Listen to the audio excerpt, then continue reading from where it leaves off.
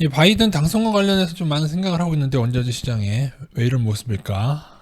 그에 대한 말씀을 좀 드리려고 또 팔라듐 한 가지 빠진 내용 하나만 좀 보충 드리고 팔라듐 여기 팔라듐 인버스 투자자분들은 여기 요 손절을 보셔야 되는데 늘 말씀드린 대로 여기를 넘는 듯이 하다가 3일 내에 다시 꼬라박는 패턴 잠깐 넘다가 3일 이내에 다시 확 꼬라박는 패턴 요거를 좀 보시긴 해야 됩니다. 그런 패턴이 있기 때문에 절대 하루에 손절을 하시면 안 돼요. 적어도 3일 길게는 5일까지 보셔서 나눠서 조금씩 하다가 그 넘는 듯 하다가 다시 이렇게 꼬라박는 패턴을 좀 보셔야 됩니다. 손절도 여기 손절이 다가 아니고 여기 손절까지는 조금 인버스를 남겨두셔야 되고요. 이 말씀을 드리는 이유가 지금 팔라듐 상승이 어떻게 보면 약간 딴 거는 이제 또 설명이 되는데 이건 약간 엇박이 납니다. 왜냐하면 여러분 바이든의 정책은 일단은 지금 대충 들리는 얘기가 말하는 거 보면은 돈을 좀 쏟아 부을 기세죠. 경기 부양은 한다고 봐야 됩니다. 그리고 이제 미국 밖에 있는 제조업들을 미국 안으로 끌어들이겠다는 얘기를 하는데 그리고 또 하나 또 이제 그린 뉴딜이라고 해서 우리나라처럼 태양광이나 전기차 그러니까 친환경적인 에너지 정책을 쓰게 될 건데요. 그러니까 이 측면에서 봤을 때 바이든이 돼도 계속 달러를 더 찍어낼 수밖에 없고 경기 부양할 것이라고 생각하니까 달러 인덱스 조금 약세 나왔고 그래서 금은 상승이 나온 겁니다. 또 하나 제가 이쪽에 전문적인 지식을 가지고 있는 건 아니지만은 예전에 바이든이 당선되면 은값을 추가 급등하는 전망이 한 올해 8월에 뉴스가 있긴 했죠. 물론 그때 8월에 은이 하도 이제 높은 수준이라 얘네들이 또 이제 괜히 삐끼 뉴스일 수도 있는데요. 근데 이게 맞나요? 이게 하도 가짜 뉴스가 많아서 저는 태양광 패널의 은이 핵심 구성 요소인가? 제가 좀 검색해 보니까는 그런 뉴스가 또 다른 데도 나오긴 합니다. 제가 근데 그쪽 전문가는 아니라서 그렇다고 보면 은 가격은 지금 이게 은 차트인데요. 은 가격은 만약 여기를 뚫게 되면은 그렇게 되면은 좀 상승 탄력을 받을 수 있다는 점을 일단 알고 계시고요. 그러나 그렇다고 보기에는 사실 금도 같이 올랐고 그렇게 되면 설명이 안 되는 게 팔라듐의 상승이 설명이 안 됩니다. 자 보세요. 바이든 당선되면 전기차가 많이 나올 것이고 그래서 원유가 좀 급락했죠. 바이든 당선 확실시 되면서 원유가 급락했습니다. 아무래도 전기차 많이 나오면 휘발유차 수요가 감소될 거니까. 그럼 이런 팔라듐은 뭡니까? 휘발유차를 만드는데 쓰이는 아니죠. 경유차를 만드는데 휘발유차 만드는데 쓰이는 촉매입니다. 휘발유차. 그리고 플래티넘은 경유차 만드는데 쓰이는 촉매죠. 그럼 전기차에 팔라듐이 쓰입니까, 여러분? 물론 여러분 수소차에는 쓰입니다. 수소차에 쓰이긴 하지만 수소차가 여러분 현재 그러나 수소차보다는 사실 요즘에 대세가 전기차거든요. 전기차에는 팔라듐이 크게 필요하지 않고 있습니다. 그래서 팔라듐의 상승을 조금 설명하기가 저는 좀 힘들고 오히려 그냥 달러 약세 때문에 그래서 약세가 아주 심한 건 아닌데요. 최근에 일어났던 거에 비해서 지금 당선이 확정되면서 그렇게 달러 인덱스가 많이 떨어지진 않았거든요. 하락을 좀 하긴 했지만 아니면 그건 있을 수 있죠. 그러니까는 점점 더 친환경으로 하고 엄격하게 환경 규제를 하면은 팔라듐에 대한 수요가 이게 어떻게 보면은 매연 저감 장치거든요. 나쁜 배기가스들을 바꿔주는 그런 의미에서 조금 올라나. 근데 맞지는 않죠. 수요하고 맞지는 않아요. 이런 결론에 도달하게 되면은 그래서 팔라듐 그거 다시 만약에 되돌림 파동 나오면 인버스를 더 많이 상황 따라서 유지하게 하는 게 답이 될 수도 있다는 거. 그래서 결국에는 지금 현재 생각입니다. 또 이번 주에 연구하다가 또 바뀔 수는 있을지 모르겠는데 제 생각에는 금은 그리고 구리도 쓰인다고 해요. 약간 친환경 거기에 구리, 금, 은 그다음에 그러니까 요 세 가지를 저희 상방 투자를 했는데 이 세 가지 중에 은의 비중을 좀 많이 하고 그다음에 구리, 그다음에 금을 조금 나중으로 하는 게 어떨까? 그리고 vs 팔라듐 하방은 계속 투자를 하시되 팔라듐 자체가 상방 작전 중에 있기 때문에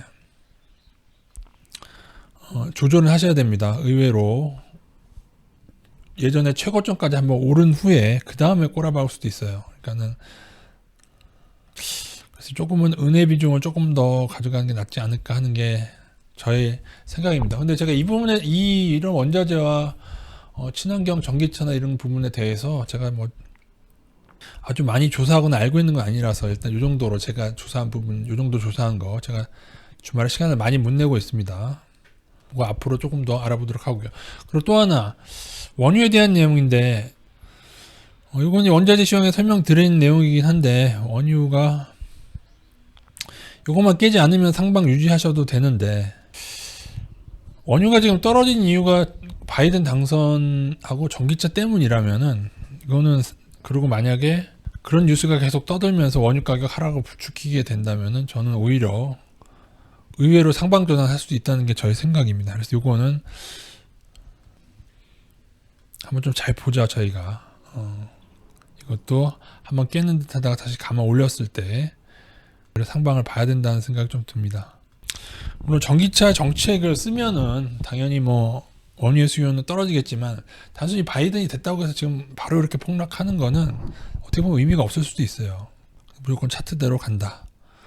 물론 이제 바이든 때문에 조금 더 하락시키다가 그 이후에 한 번 더 쫙 만들어낸 다음에 상방 투자자들 무리한 상방 투자자들 쫙 단기에 죽이고 이렇게 오르게 된다.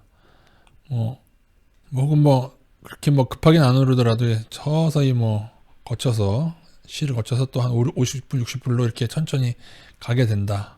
그러니까 한번 훅 단기에 떨어뜨릴 가능성은 보기는 보는데 그런 게 나온다고 하더라도 다시 감아 올려지는 파동을 보게 된다면 이거는 상방 투자자들 죽이고 무리한 투자자들이 있거든요. 해외 선물 투자자들. 그리고 단기에 누르면은 마진콜 당합니다. 그래서 한번 훅 죽이고 다시 올리는 파동. 제가 예전에 걸 많이 보여드렸죠. 이런 파동을 한번 보도록 하고요. 아니면 요번에도 그냥 여기만 깔짝깔짝 깨는데 여기만 또 훅 한 번 더 하다가 다시 또 이렇게 좀 작을 수도 있고. 그래서 원자재가 참 어렵습니다.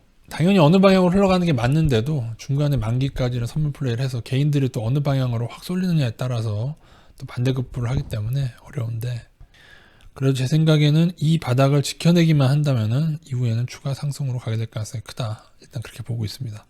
그래서 아무리 생각해도 팔라디움 상방도 좀 설명이 안 되고 그래서 이것도 오히려 원유는 아래로 가는 듯 하다가 상향 전환시키는 게 아닌가 하는 생각이 조금 들어서 추가 설명 드리는 거고요. 팔라디움 오히려 상방 가는 듯 하다가 물론 그게 좀 더 많이 간 상방 이후에 더 많이 오른 후에 다시 꺾일 수도 있지만 근데 이번에도 살짝 전고점을 살짝 돌파한 후에 원유랑 정확히 대칭적으로 반대로 생각하고 있는 겁니다. 이해가 되시죠? 여기를 깰 듯 하다가 다시 이렇게 위로 가는 파동. 원유는 이거고 팔라디움은 여기를 넘는 듯 하다가 오히려 아래로 방향 전환한 이런 모습들이 많이 있다. 서로 대칭적인 모습이죠. 그런 게 아닌가 한번 보도록 하겠습니다. 어렵습니다. 어려운데 그냥 여러분이 어떠한 기준을 정하든 말도 안 되는 그냥 가격 기준이라도 기준을 정해서 손절을 잡아야 돼요. 이게 원자재가 여기 팔라디움 보십시오. 2,700불에서 1,355불까지 단기에 그때 쫙 떨어진 거 보세요. 이게 이 변동성이 주식보다 더하다니까요. 얘네들이 이 장난질이. 그래서 손절가를 정해서 손절을 좀 잘못 정하면 샀다 팔았다 하면서 손실이 날 수도 있는데 그러니까는 각자 그래도 정해야 됩니다. 어쩔 수가 없어요. 그런 생각도 듭니다. 그래도 어차피 올라도 여기 또 넘을 듯 말 듯 하다가 또 꼬라 박겠지. 그 정도겠지 하는 생각이 듭니다. 그러면은 2,770, 2,800불 가까이 되겠네요.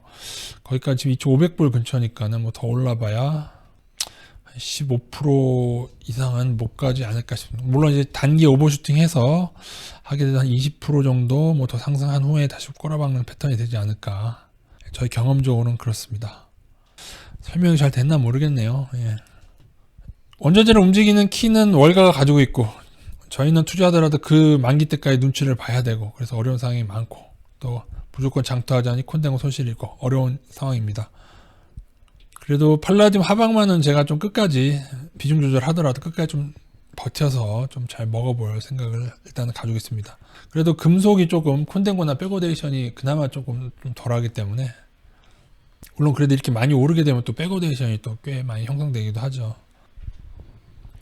어쨌든 지금 살짝 넘었다고 너무 많이 줄이지 마시라는 의미에서 말씀드렸고 은, 구리, 금 상방과 팔라디움 하방을 같이 이걸 양매수라고 하죠. 양쪽 투자를 같이 좀 잘 해보도록 하겠습니다.